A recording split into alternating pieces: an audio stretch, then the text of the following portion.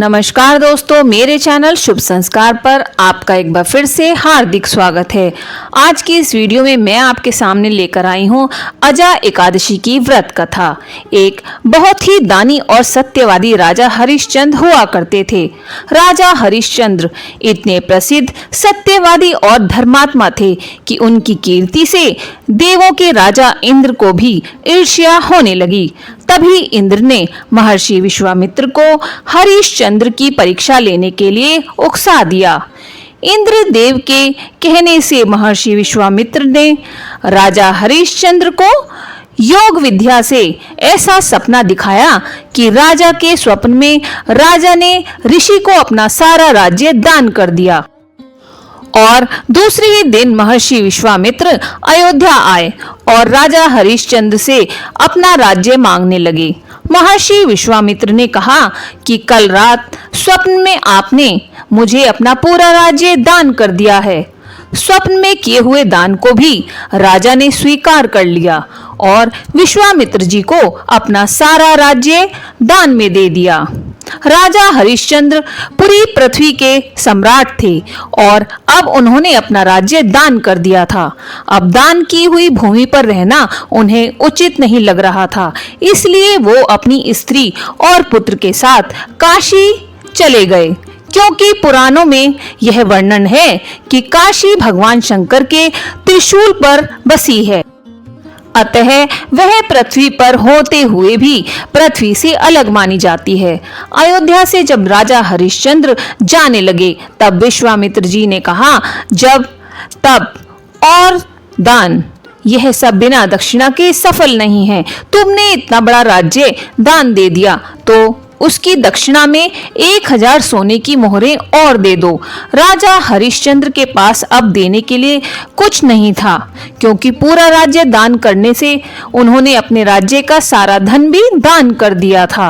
अब ऋषि को दक्षिणा देने के लिए उन्होंने 1 महीने का समय मांगा और वो काशी गए। काशी में जाकर उन्होंने अपनी पत्नी रानी शव्या को एक ब्राह्मण के घर बेच दिया, लेकिन उनका बेटा एक छोटा बालक था और प्रार्थना करने पर ब्राह्मण ने उसे उसकी माता के साथ रहने की आज्ञा दे दी। स्वयं को राजा हरिश्चंद्र ने एक चांडाल के हाथ बेच दिया और इस प्रकार ऋषि विश्वामित्र को 1000 मोहरें दक्षिणा में दे दी।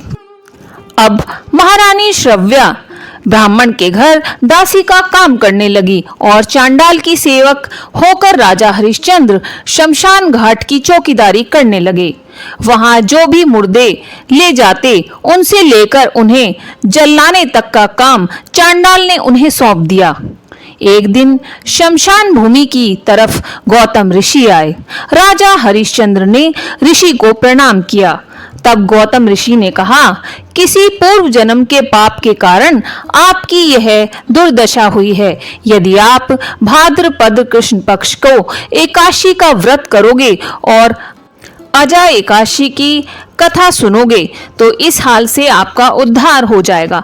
राजा ने ऋषि की बात मानी और अजा एकादशी का व्रत करने लगे। एक दिन राजकुमार ब्राह्मण की पूजा के लिए फूल चुन रहा था और उसे अचानक सांप ने काट लिया। सांप का विष उसके अंदर फैल गया और वह मरकर भूमि पर गिर पड़ा। महारानी शव्या को कोई धीरज देने वाला भी नहीं था और ना ही उनके पुत्र को शमशान तक पहुंचाने वाला कोई था।